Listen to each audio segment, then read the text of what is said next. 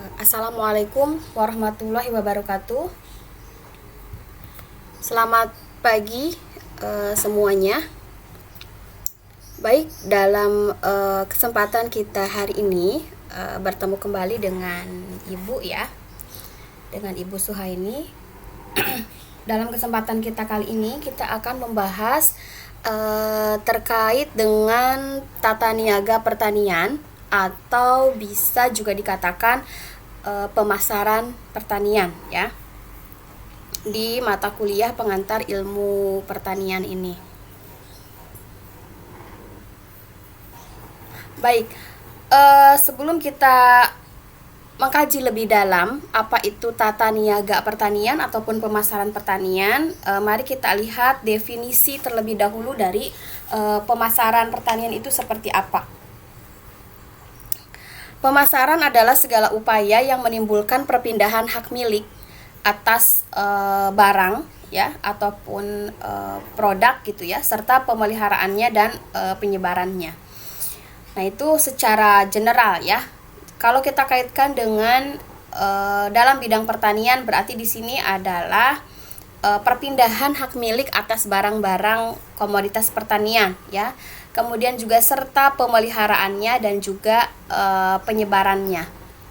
Nah, kemudian sering kita mendengar bahwa ada yang menyamakan istilah distribusi dengan pemasaran gitu. Nah, sebenarnya itu ada perbedaan gitu ya. Apa perbedaannya? Kalau distribusi itu adalah bagian daripada pemasaran. Jadi sebenarnya di dalam pemasaran itu kajiannya lebih kompleks ya. Ada penjualan, kemudian juga ada distribusi, di dalamnya juga ada promosi dan sebagainya gitu ya.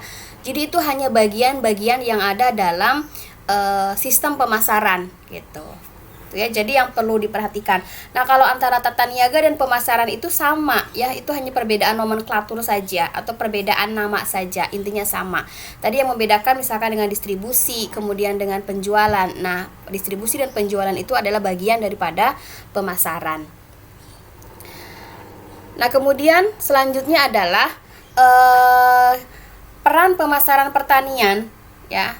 Apa sebenarnya peranannya gitu ya dalam bidang pertanian itu sendiri. Yang pertama adalah pemasaran pertanian ini mampu untuk menaikkan pendapatan petani.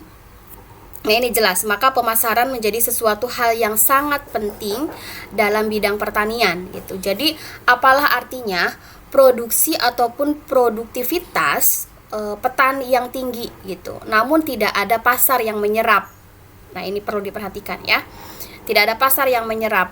Apalagi kalau kita melihat karakteristik dari produk pertanian itu tidak tahan lama, kemudian juga atau mudah rusak ya. Nah, ini jadi harus benar-benar mendapatkan penanganan pemasaran yang cepat gitu. Tentu kalau kita bandingkan dengan produk non pertanian itu berbeda gitu ya. Kalau produk non pertanian itu masa simpannya cukup lama gitu ya. Nah, ini terutama untuk pemasaran komoditas primer, artinya yang belum mendapatkan pengolahan ataupun mendapatkan penambahan bahan yang lain, misalkan pengawetan dan sebagainya gitu ya. Misalkan menjual, memasarkan mangga misalkan gitu ya. Maka di sana harus mendapatkan penanganan pemasaran yang cepat seperti itu ya. Maka dilakukan dengan adanya fungsi pengepakan ya, kemudian fungsi fasilitas, misalkan adanya penyimpanan dan sebagainya. Itu tidak lain adalah untuk meningkatkan masa simpan, daya tahan dari produk atau komoditas pertanian itu sendiri, seperti itu. Nah, ketika pemasarannya itu ada ya, artinya terserap komoditas yang dihasilkan oleh para petani. Kemudian juga selain itu harganya juga pantas, layak gitu ya. Maka tentu kita tahu bagaimana rumus untuk menghitung pendapatan petani ya. Pendapatan petani itu kan adalah penerimaan total dikurangi dengan biaya-biaya yang dikeluarkan dalam proses produksi atau proses usaha tani gitu. Nah, ketika harganya itu baik, maka nanti akan dikalikan dengan jumlah komoditas yang terjual gitu. Nah, baru nanti setelah total penerimaan dihitung, kemudian dikurangi dengan seluruh biaya-biaya yang dikeluarkan dalam proses usaha tani ataupun dalam proses pemasaran gitu ya. Ada biaya tetap, ada biaya variabel dan sebagainya. Nah, ini otomatis ketika pemasarannya itu adalah meningkat, maka akan menaikkan pendapatan bagi petani itu sendiri. Nah, kemudian yang kedua adalah meningkatkan produksi pertanian. Nah, ini artinya apa? Meningkatkan produksi pertanian artinya adalah ketika petani mendapatkan pendapatan berupa tadi ya dari penjualan produknya, maka nanti pendapatan tersebut sebagian akan digunakan dalam proses produksi kembali gitu ya. Misalkan ada 100% lah ya. Maka misalkan 40% digunakan untuk memenuhi kebutuhan hidup petani beserta keluarganya, kemudian 60% digunakan untuk kembali sebagai modal untuk melakukan proses produksi pertanian. Nah, kemudian selain itu juga di pertemuan sebelumnya Ibu sudah menjelaskan bahwa harga itu adalah menjadi salah satu bentuk perangsang bagi petani untuk meningkatkan kegiatan produksinya gitu. Jadi ketika harganya itu pantas, layak, pemasarannya juga menyerap, maka petani akan meningkatkan semangat atau motivasinya untuk melakukan kegiatan produksi pertanian. Nah, seperti itu. Jadi kurang lebih ada dua peran dari pemasaran pertanian. Oke, kemudian selanjutnya untuk definisi pasar itu sendiri ya. Secara fisik, pasar itu adalah suatu lokasi tempat terjadinya jual beli ya, tempat bertemunya antara penjual dan pembeli secara langsung ya, terjadinya pertukaran, barter ya kalau zaman dulu gitu kan. Nah, namun pada saat ini tidak terbatas pasar dalam artian secara fisik gitu kan, dengan adanya kemajuan teknologi, adanya digital marketing dan sebagainya, akhirnya pemasaran suatu produk termasuk pertanian ya sekarang ini luar biasa sudah berkembang gitu. Banyak yang menjual sayuran dalam bentuk box gitu ya, buah-buahan dalam bentuk box gitu kan. Ini kadang kalau misalkan kita melihat kondisi pandemi saat ini ternyata memberikan banyak hikmah gitu ya. Masyarakat bisa berpikir kreatif gitu kan, yang awalnya kayaknya nggak mungkin deh gitu ya menjual komoditas yang memang segar, komoditas pertanian ya, kemudian secara online ini gimana caranya gitu. Nah, ternyata sekarang sudah mulai bermunculan ya market online yang menawarkan komoditas pertanian yang dijual secara online, kemudian masih dalam bentuk segar gitu. Nah, ini ada salah satu hikmah yang bisa diambil ketika pandemi ini melanda kita gitu ya. Kita dituntut untuk berpikir kreatif bagaimana agar tetap bisa bertahan hidup, agar tetap bisa menghasilkan dalam kondisi seperti ini gitu ya. Yang mana kalau pasar secara fisik sepi ya misalkan, nah kemudian pendapatan menurun, akhirnya orang-orang pada berpikir gimana caranya. Nah, salah satunya misalkan tadi dengan memanfaatkan digital marketing gitu. Kemudian juga kan tidak sedikit yang masyarakat yang kreatif gitu ya, menanam sayuran di halaman rumahnya atau di rumah gitu ya, dengan sistem hidroponik ataupun dengan menggunakan polybag dan sebagainya. Nah, kembali lagi ke sini. Kemudian pasar juga sebagai tempat di mana penawaran dan permintaan membentuk suatu harga tertentu gitu ya. Baik pasar secara fisik maupun pasar secara online, pasti akan terdapat kesepakatan yang harus disepakati oleh kedua belah pihak, baik itu pembeli maupun itu penjual ya. Misalkan apa? Salah satunya adalah harga gitu ya. Jadi sebelum adanya kesepakatan harga antara penjual dan pembeli gitu, maka tidak akan terjadi deal transaksi gitu ya. Namun selain kesepakatan harga juga, terutama misalkan dalam pemasaran secara online gitu ya. Nah, itu ada misalkan sistem pembayarannya seperti apa, ditransfer atau seperti apa gitu ya. Kemudian juga ekspedisi yang digunakan juga menggunakan pengiriman jenis ekspedisi apa dan sebagainya gitu ya. Kemudian juga kesepakatan yang lainnya dari sisi kualitas atau mutu, kuantitas, kemudian juga jenis, variasi dan sebagainya. Itu adalah kesepakatan-kesepakatan yang terjadi di antara penawaran dan juga permintaan. Nah, kemudian pasar juga adalah suatu keadaan terbentuknya suatu harga dan terjadinya perpindahan milik suatu produk tertentu gitu ya. Jadi tadi ada kesepakatan, ada titik equilibrium ya, titik equilibrium antara si pembeli dan si penjual. Jadi ada titik kesepakatan ya, titik kesepakatan.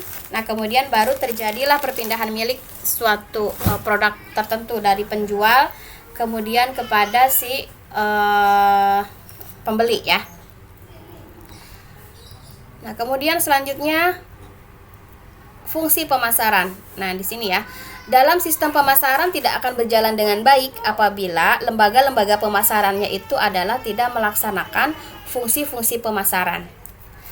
Apakah yang dimaksud dengan fungsi pemasaran? Nah, ini di sini disebutkan bahwa fungsi pemasaran adalah tindakan perlakuan yang diperlukan untuk melancarkan perpindahan arus barang dari produsen ke tangan konsumen. Jadi dibutuhkan nih fungsi-fungsi pemasaran gitu ya, agar efektif, agar efisien yang dilakukan oleh para lembaga pemasaran. Nah, siapa lembaga pemasaran itu? Lembaga pemasaran itu adalah lembaga perantara ya yang menyampaikan barang dari produsen sampai ke tangan konsumen. Contoh misalkan lembaga perantara di untuk bidang pertanian. Contohnya kan istilahnya memang lebih khas, lebih khusus dibanding dengan pada komoditas non pertanian. Misalkan ada yang disebut dengan pengepul, pengumpul, tengkulak, bandar dan sebagainya gitu ya. Nah, itu biasanya istilah-istilah lembaga-lembaga yang ada di dalam sistem pemasaran. Nah, lihat di sini fungsi pemasaran. Yang pertama adalah adanya fungsi pertukaran ya. Fungsi pertukaran ini dibagi menjadi dua, ada fungsi penjualan, kemudian juga ada fungsi pembelian. Nah, fungsi pertukaran itu adalah semua tindakan untuk memperlancar pemindahan hak milik atas barang dan jasa gitu ya. Nah, penjualan dan pembelian pastikan akan terjadi kalau pertukaran pasti akan melibatkan si penjual maupun si pembeli. Kemudian yang kedua adalah fungsi-fungsi fisik. Nah, fungsi-fungsi fisik itu bisa dibagi lagi menjadi dua, yaitu fungsi penyimpanan dan juga ada fungsi pengangkutan. Apa yang dimaksud dengan fungsi fisik? Nah, di sini ya, fungsi fisik itu adalah suatu tindakan atau perlakuan terhadap barang sehingga memperoleh kegunaan tempat dan waktu. Nah, perhatikan ya. Jadi fungsi fisik dalam sistem pemasaran itu adalah suatu tindakan atau perlakuan terhadap barang sehingga memperoleh kegunaan tempat dan waktu. Nah, kita lihat contoh yang pertama. Fungsi fisik pemasaran itu adalah penyimpanan. Nah, fungsi penyimpanan ini diperlukan untuk menyimpan barang selama waktu tertentu. Nah, antara barang dihasilkan sampai dijual. Nah, kadang-kadang perlu ada pengolahan lebih lanjut terhadap barang tersebut. Jadi, fungsi penyimpanan baik itu dengan cooling ataupun freezing gitu ya. Itu diharapkan dengan adanya fungsi ini bisa memperlama daya tahan masa simpan dari suatu produk gitu. Namun pasti di sini akan adanya cost ataupun pengeluaran ataupun biaya gitu ya. Karena untuk mendesain gedungnya, itu gedung penyimpanan, ataukah misalkan dari sisi pengangkutan yang didesain ada transportasinya, ada semacam box untuk penyimpanannya, tentu ini akan mengeluarkan biaya juga seperti itu. Nah, Contohnya misalkan untuk komoditas pertanian sendiri ya, pertanian dalam arti luas ya. Contohnya adalah ada ikan. Ikan di sana membutuhkan apa sih namanya ya? Ruangan dengan suhu tertentu gitu kan, ataupun dengan ikan juga sama. Bahkan untuk komoditas pertanian dalam arti sempit juga ya, buah-buahan sama sayuran gitu ya, itu juga harus bisa mendapatkan penanganan ya, misalkan disimpan dalam suhu tertentu dan sebagainya. Nah kemudian dari sisi pengangkutan, nah ini fungsi pengangkutan adalah perencanaan, kemudian juga seleksi dan penyerahan semua alat pengangkutan dalam proses pengangkutan selama pemasaran. Nah, di sini karena tadi Ibu katakan karakteristik produk pertanian itu yang mudah rusak, tidak tahan lama gitu, maka membutuhkan penanganan pengangkutan yang cepat gitu ya.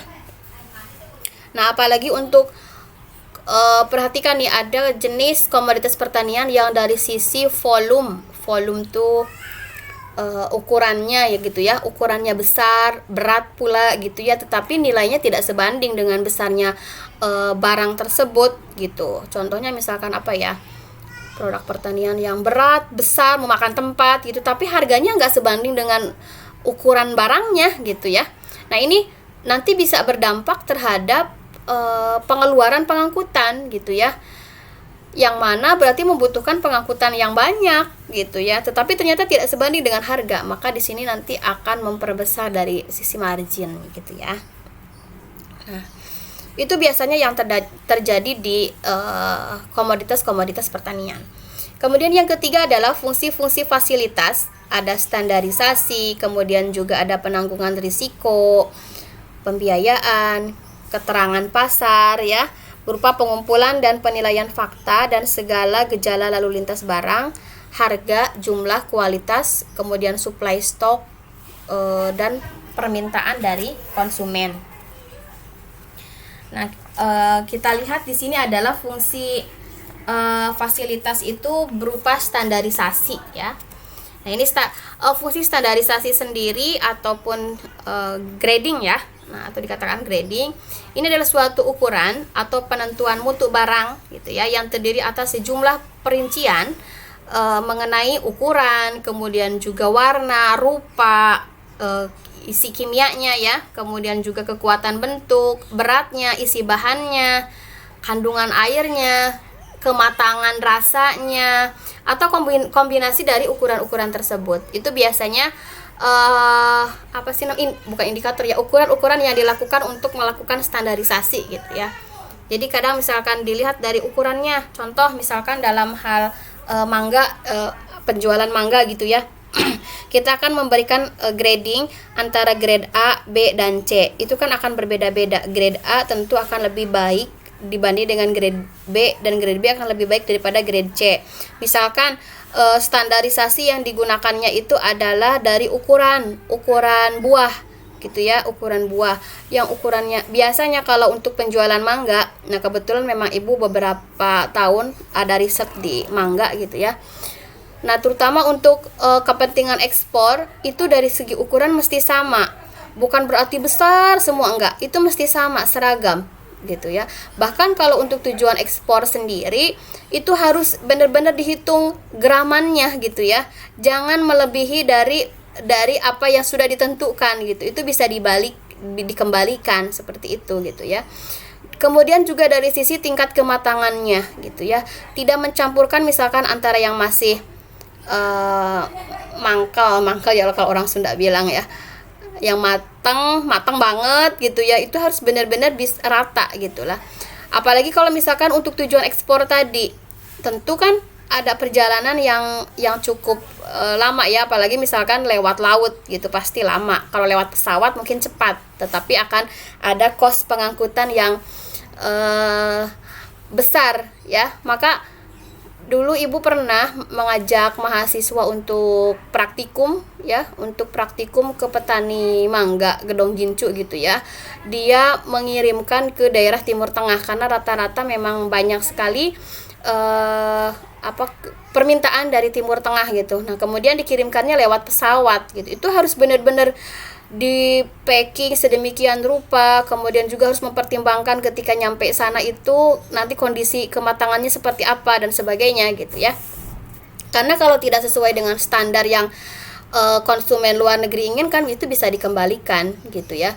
Memang harganya mahal ya tadi karena memang ada pengangkutan juga gitu ya. Nah, misalkan seperti itu. Standarisasi atau grade ya, grading. Nah, kemudian juga ada fungsi penanggungan risiko. Apa itu artinya fungsi penanggungan risiko?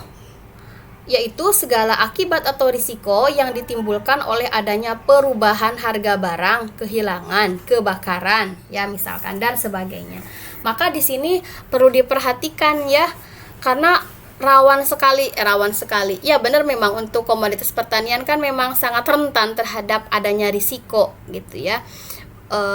Tadi misalkan risiko perubahan harga barang juga kan sangat fluktuatif gitu kan. Sehari misalkan pagi hari berapa harganya, nanti kadang misalkan sore hari sudah berbeda gitu. Kehilangan juga kan, apakah kehilangannya karena dimakan oleh hama ataukah oleh manusia gitu kan, pencurian dan sebagainya, itu pun akan menjadi risiko. Maka ketika kita mau menentukan harga jualnya, maka kita harus memikirkan juga, memasukkan juga risiko ini gitu ya, penanggungan risiko ini gitu. Misalkan tadi risiko adanya perubahan harga barang ataupun kehilangan gitu ya. Ya sekitar 15-20% ketika kita mau menentukan HPP-nya ya. Nah, kemudian selanjutnya ada yang disebut dengan fungsi pembiayaan. Nah, ini adalah penanggungan modal selama barang dalam proses pemasaran untuk membantu pelaksanaan fungsi pertukaran dan maupun fungsi fisik ya. Nah, dari mana sumbernya? Ya seperti halnya dalam kebutuhan untuk modal, bisa dari diri si pengusaha itu sendiri ataukah pinjam ke pihak luar gitu ya. Pihak luar di sini kan banyak, tidak hanya lembaga keuangan, keluarga juga masuk ke dalam pihak luar ataupun teman, sahabat dan sebagainya. Dan itu mesti dipikirkan, apalagi misalkan ketika meminjamnya ke lembaga keuangan yang mana di sana ada tingkatan bunga gitu yang harus dibayar gitu, itu harus dipikirkan. Nah, kemudian selanjutnya adalah fungsi keterangan pasar. Nah, ini fungsi ini adalah untuk tadi ya, pengumpulan dan penilaian fakta, kemudian juga gejala lalu lintas barang, harga, jumlah, kualitas, kemudian juga supply stok, permintaan konsumen yang berasal dari tiap tingkat pasar pada waktu, kemudian tempat dan juga tempat tertentu gitu ya. Itu adalah fungsi dari fasilitas. Jadi secara umumnya dibagi menjadi 3 fungsi, kemudian dari masing-masing fungsi itu nanti didetailkan lagi.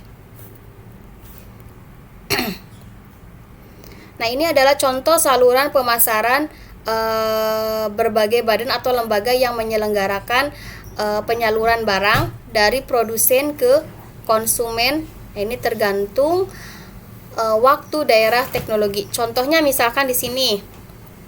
Nah, siapa saja lembaga pemasaran yang dilibatkan? Ada tengkulak, ada pengecer, ada pedagang besar, ada eksportir, ada pedagang pengumpul dan sebagainya. Nah, di sini nanti saluran pemasaran misalkan kita lihat yang paling atas nih. Saluran pemasaran yang pertama adalah dari produsen, kemudian bisa langsung ke konsumen ya. Kemudian juga bisa dari produsen ke pengecer ke konsumen. Kemudian juga bisa juga produsen ke tengkulak, dari tengkulak ke pedagang besar, kemudian ke eksportir, dari eksportir nanti ke konsumen luar negeri. Atau bisa juga dari produsen ke pedagang pengumpul ke pedagang besar ke pengecer, kemudian pengecer ke konsumen lokal gitu. Kalau kita petakan pola saluran ini, kurang lebih ada, kalau tidak salah ada 10 ya, ada 10 apa ada 9 saluran pemasaran gitu ya. Jadi nanti ini kan ada yang memang salurannya panjang, kemudian juga ada yang memang salurannya pendek dan sebagainya gitu. Nah, berdasarkan teori dari pemasaran bahwa semakin panjang saluran pemasaran maka akan semakin tidak efisien. Begitupun sebaliknya, semakin pendek saluran pemasaran maka akan semakin efisien. Nah, kemudian selanjutnya adalah kita mengetahui terkait dengan biaya, keuntungan, dan juga efisiensi pemasaran. Apa itu biaya pemasaran? Biaya pemasaran adalah biaya yang dikeluarkan untuk kepuasan pemasaran, meliputi apa saja: biaya angkut, pengeringan, pengolahan, retribusi, kuli. Kemudian besarnya tergantung dari macam komoditasnya, lokasi lembaga, efektivitas. Jadi pokoknya biaya pemasaran itu adalah seluruh biaya yang dikeluarkan dalam proses pemasaran. Itu masuk ke dalam biaya pemasaran, ya. Nah, kemudian margin. Margin itu adalah selisih harga yang diterima produsen dengan harga yang dibayar oleh konsumen, ya. Jadi misalkan contoh dari petani menjual per kilo jamur lah ya, jamur merang contoh, dengan harga jadi salurannya misalkan petani, kemudian ke bandar, dari bandar ke pengecer, dari pengecer ke konsumen misalkan. Di sini berarti ada sekitar berapa? 2 lembaga pemasaran yang terlibat, yaitu bandar dan juga pedagang pengecer. Nah, misalkan harga dari petani ke bandar menjual dengan harga per kilo jamur merangnya adalah 25.000 gitu ya. Jadi si bandar membeli ke petani dengan harga 25.000. Kemudian bandar menjual ke pengecer itu 30.000 gitu ya.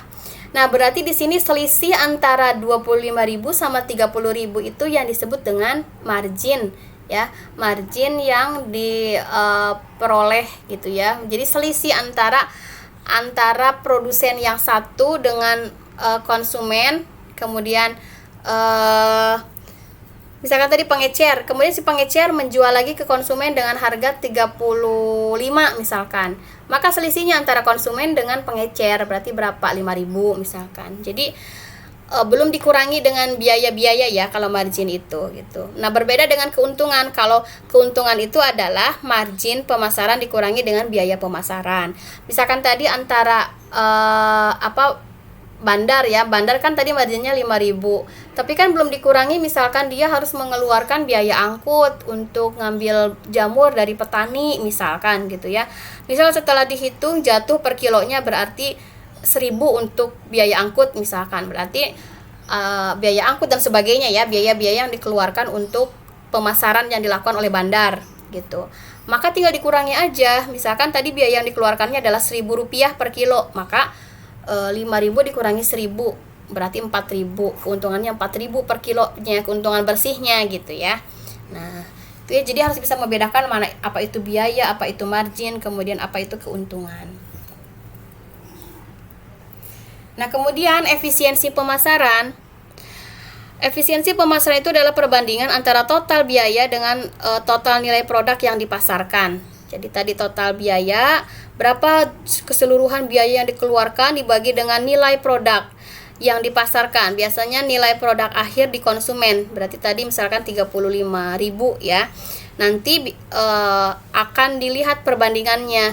Jika nilai efisiensi pemasarannya itu lebih dari 1, maka itu tidak efisien. Tetapi ketika nilai efisiensi pemasarannya itu kurang dari 1, maka efisien. Nah, nanti sebenarnya lebih jelasnya akan dibahas nanti kalian akan mendapatkan mata kuliah tata niaga produk agribisnis, itu akan kita menghitung efisiensi pemasaran. Nah, kemudian efisiensi pemasaran itu terdiri dari efisiensi teknis dan juga ekonomis. Kalau teknis dari sisi operasionalnya ya, kalau ekonomis itu adalah dari sisi harga gitu. Nah, kemudian faktor-faktor yang mempengaruhi efisiensi adalah ada keuntungan, kemudian harga yang diterima konsumen, kompetisi pasar, kemudian juga ada peran daripada lembaga pemasaran. Nah, apa peran lembaga pemasaran? Yang pertama adalah harus diarahkan kepada kelancaran proses mengalirnya barang dan jasa untuk memenuhi kebutuhan konsumen dalam waktu, jumlah, mutu, dan juga harga tertentu agar menambah keuntungan persatuannya. Dengan cara mengadakan integrasi, pemakaian teknologi, penelitian tentang segala sesuatu yang terjadi di pasar. Jadi gini ya, dengan melibatkannya lembaga pemasaran atau lembaga perantara ya untuk mengantarkan barang dari tingkat produsen sampai ke konsumen, itu untuk melakukan fungsi-fungsi pemasaran gitu. Harapannya dengan melibatkan lembaga pemasaran itu konsumen akhir bisa terpuaskan gitu ya. Kemudian juga dari sisi waktu, jumlah, mutu, dan harga juga bisa memberikan kepuasan bagi konsumen. Mempercepat lah ya, agar pemasaran tersebut terjadi secara efisien dan juga efektif gitu. Nah, maka di sini dengan adanya pemakaian teknologi, kemudian juga penelitian ataupun riset yang terkait dengan pasar gitu ya, bagaimana misalkan konsumen itu agar bisa terpuaskan dari sisi pemasaran, maka dilakukanlah semacam kajian-kajian ataupun riset dan sebagainya gitu ya. Selanjutnya adalah ciri-ciri dari produk pertanian. Nah, kurang lebih ada 10. Yang pertama adalah di sini dilihat dari karakteristik produksinya musiman ya. Artinya di sini adalah sebagian besar untuk tanaman ya, komoditas pertanian rata-rata memang musiman. Sekalipun ada yang memang berproduksi sepanjang tahun, tapi tetap ada fluktuasi ya, ada fluktuasi produktivitasnya gitu.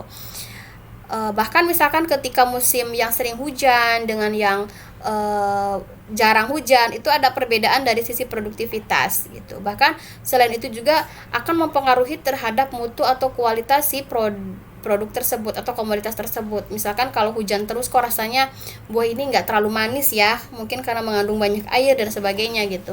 Tapi ketika musim kemarau kok lebih manis, rasanya lebih enak dan sebagainya, itu bisa mempengaruhi. Dan ada faktor-faktor yang lainnya juga.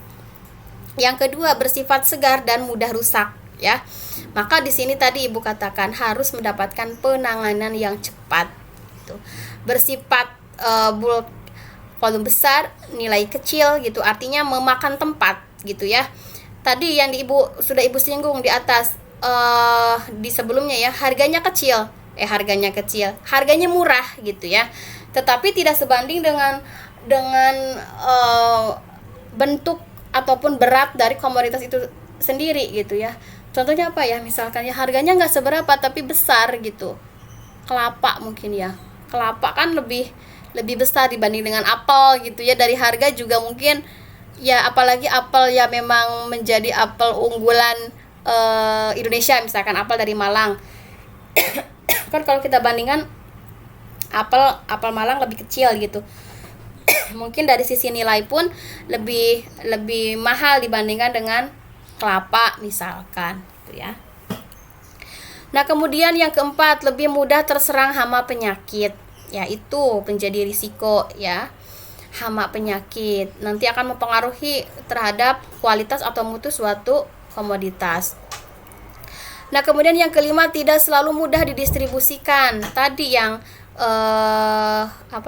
yang makan tempat, kemudian juga yang mudah rusak dan sebagainya, itu harus mendapatkan pengangkutan yang khusus. Jadi tidak selalu mudah gitu ya. Tetapi dengan adanya kemajuan teknologi yang berkembang dewasa ini, maka hal tersebut bisa disiasati gitu. Misalkan dengan mendesain alat transportasinya yang cocok gitu ya untuk mengangkut komoditas-komoditas tersebut.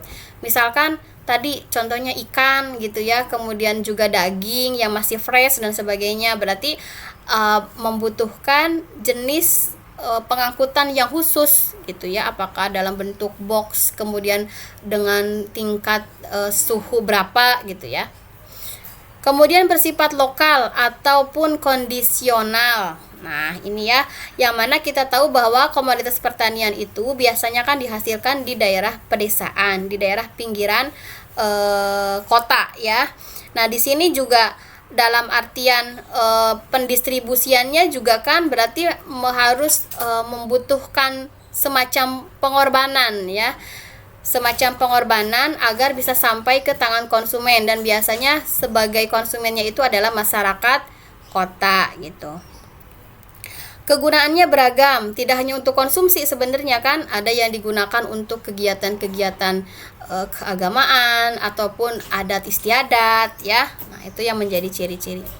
Memerlukan keahlian khusus. Nah, apa artinya ini? Dalam artian penanganan khusus ya dari produk pertanian tersebut.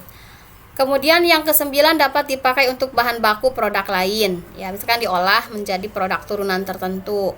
Kemudian yang terakhir dapat berfungsi sebagai produk sosial. Nah tadi sih untuk kebudayaan ya, biasanya kalau kita lihat masyarakat Bali gitu ya, itu sering menggunakan kan kalau ada acara-acara apa bikin apa namanya tuh yang menjulang tinggi itu, janur atau apa gitu ya, menggunakan ya produk-produk pertanian gitu untuk acara-acara keagamaan agama tertentu gitu ya, ataupun untuk ritual-ritual.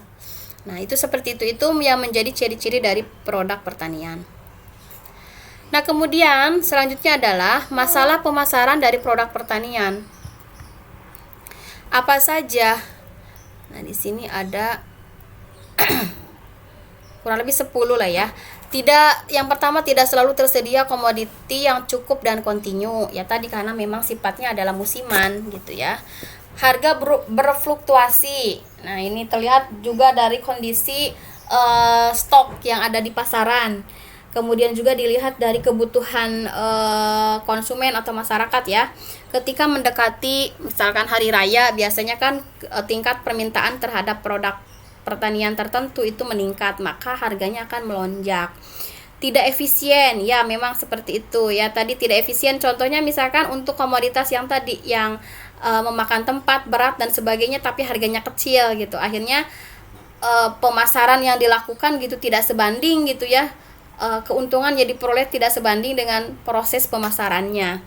Kemudian yang keempat, fasilitas kurang memadai.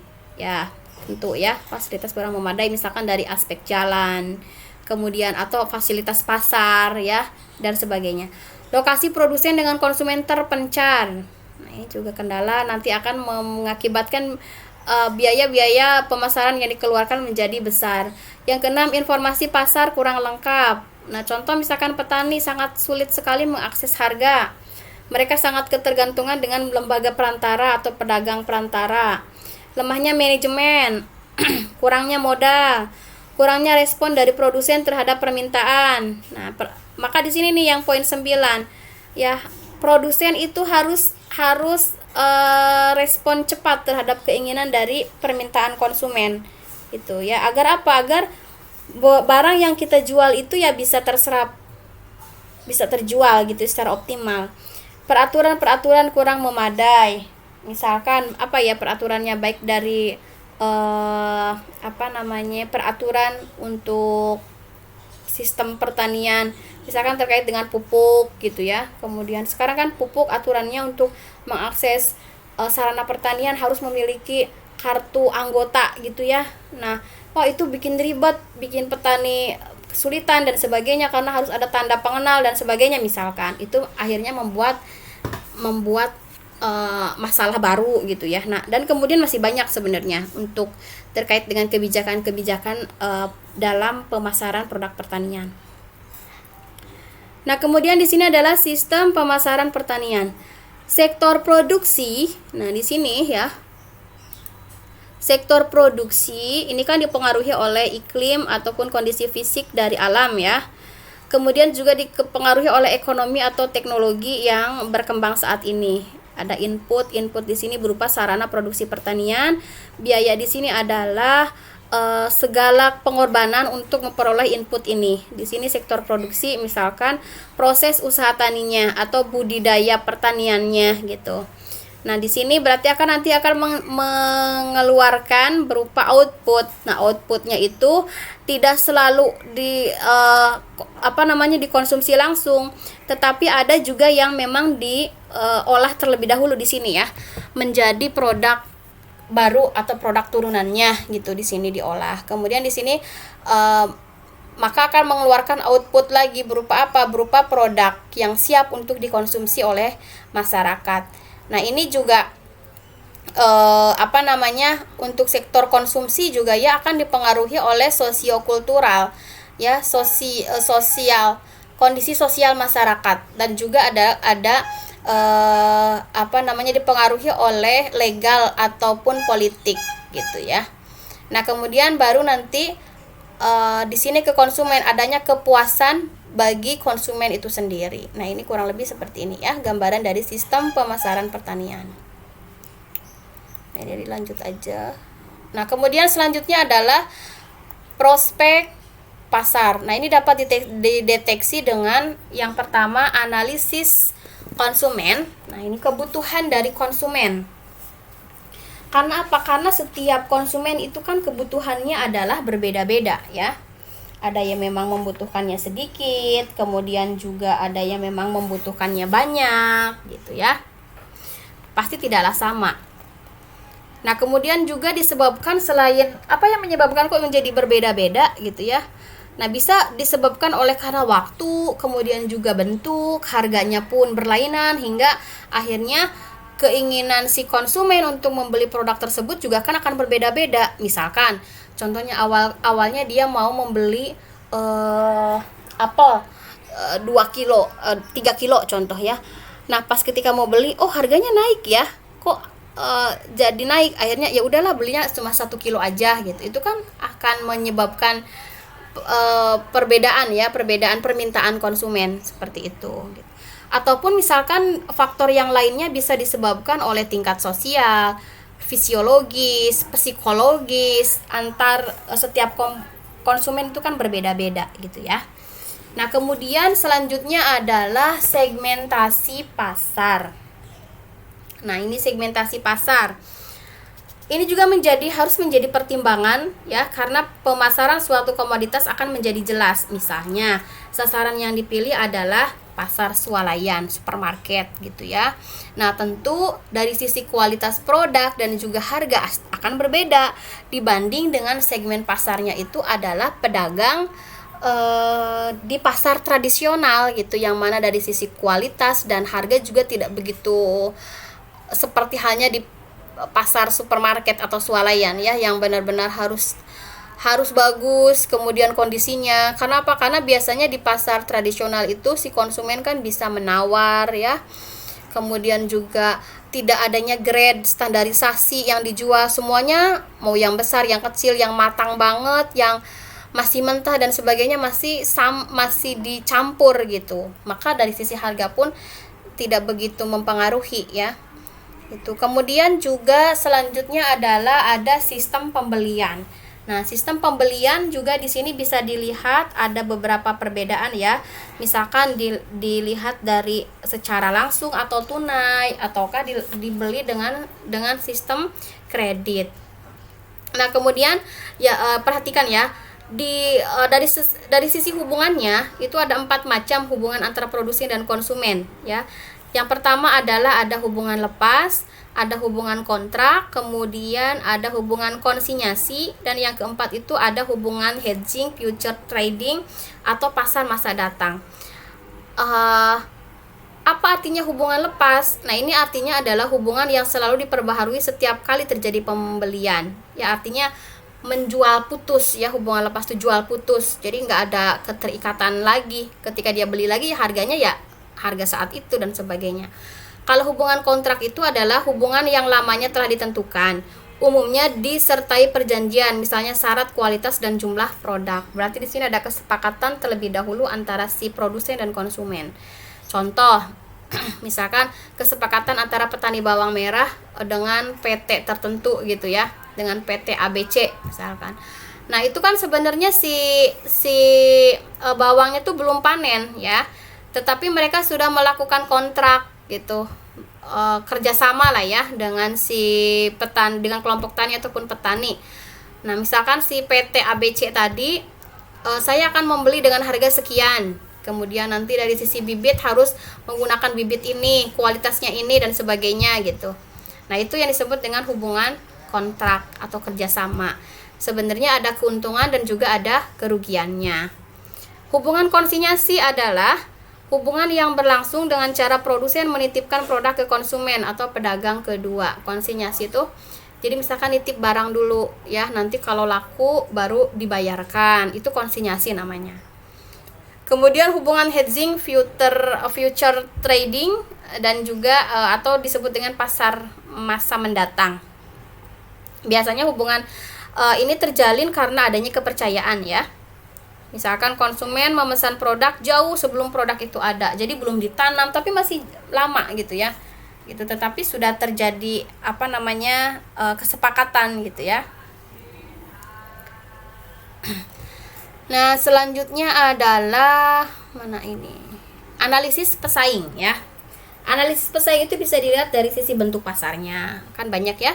Bentuk pasar, ada pasar persaingan sempurna, monopolis, monopolistik, oligopoli, kemudian ya dan sebagainya ya. Nah, itu kan jenis-jenis pesaing akan di dalam karakteristik pasarnya juga akan berbeda-beda. Nah, kemudian selanjutnya adalah adanya dasar kompetisi. Nah, apa yang menjadi dasar dalam hal kompetisi dalam pemasaran ini atau kompetisi untuk bersaing ini gitu ya.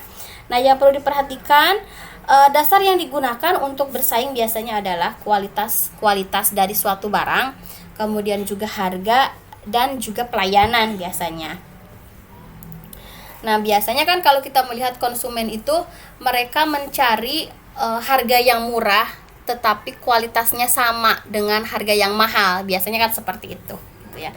Maka dari 3 dasar tadi, nah ini bisa mencari strateginya bagaimana caranya agar konsumen itu tertarik gitu. Ya, kemudian selanjutnya ada lembaga yang mempengaruhi. Siapa lembaga yang mempengaruhi? Biasanya baik itu lembaga pemerintah maupun lembaga swasta. Lembaga pemerintah contohnya apa? Bulog, itu kan mempengaruhi ya terhadap harga. Ya memang gunanya untuk menstabilkan harga. Walaupun pada faktanya saat ini banyak sekali permasalahan di Bulog itu sendiri ya. Yang ketiga adalah strategi pemasaran. Ya, ada biaya pemasaran, bauran pemasaran, alokasi pemasaran ya. Nah, biaya pemasaran, strategi yang harus dilakukan agar biaya pemasaran tersebut tidak membesar gitu. Misalkan dengan memanfaatkan digital marketing, promosi tidak perlu deh untuk membayar sales, cukup dengan promosi di media sosial, itu ternyata efisien gitu ya. Maka dilakukanlah strategi pemasarannya seperti itu. Bauran pemasaran, nah ini terdiri dari 4P ya. Ada product, price, place, promotion. Kemudian ditambah lagi dengan surprise, servisnya sama sensitivity-nya ya, sensitivitasnya. Dan yang terakhir ada alokasi pemasaran, di mana lokasi pemasarannya gitu ya. Dan yang terakhir adalah poin yang keempat, peramalan permintaan. Nah, ini bukan berarti kita mendahului takdir gitu ya. Kok Ibu harus melakukan peramalan permintaan? Seorang pengusaha ya harus gitu ya. Terutama untuk menentukan produksi ya, menentukan jumlah produksi, ataupun bagi seorang pedagang untuk membeli suatu barang gitu ya akan dijual, itu kan berdasarkan peramalan permintaan gitu ya. Nanti ada di metode kuantitatif bisnis, Ibu ngajar di peramalan permintaan, peramalan bisnis ya. Kita nanti akan belajar teknik-teknik untuk melakukan peramalan.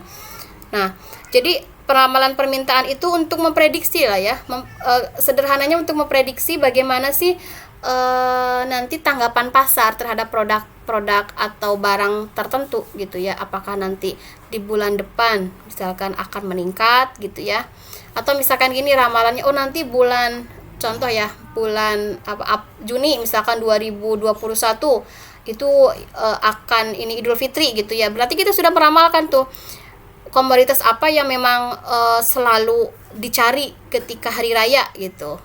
Misalkan cabai tinggi ya permintaannya, atau bawang misalkan tinggi permintaannya. Kita sudah bisa menghitung nanti kalau saya tanam di bulan apa, kemudian masa mulai tanam sampai panennya berapa bulan.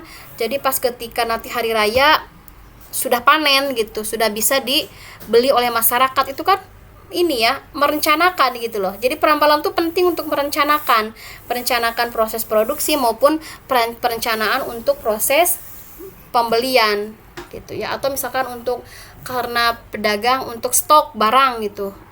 Misalkan contohnya penjual baju gitu ya, mau lebaran nih stoknya dibanyakin karena diramalkan nanti permintaan terhadap baju itu akan tinggi di bulan tersebut misalkan. Itu yang disebut dengan peramalan permintaan. Oke ya.